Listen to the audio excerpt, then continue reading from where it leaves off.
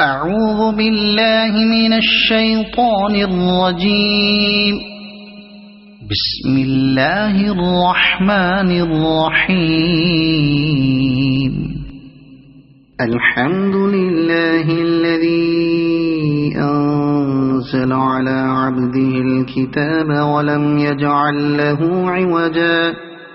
قيما لينذر بأسا شديدا من لدنه ويبشر المؤمنين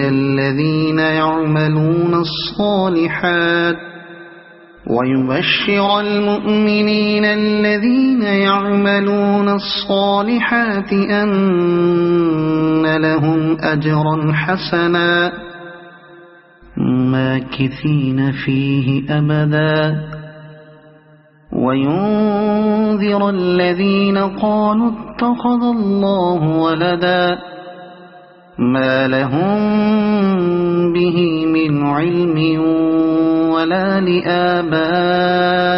لآبائهم كبرت كلمة تخرج من أفواههم إن يقولون إلا كذبا فلعلك باخع نفسك على آثارهم إن لم يؤمنوا بهذا الحديث أسفا إنا جعلنا ما على الأرض زينة لها لنبلوهم أيهم أحسن عملا وإنا لجاعلون ما عليها صعيدا جرزا أم حسبت أن أصحاب الكهف والرقيم كانوا من آياتنا عجبا إذ أوى الفتية إلى الكهف فقالوا ربنا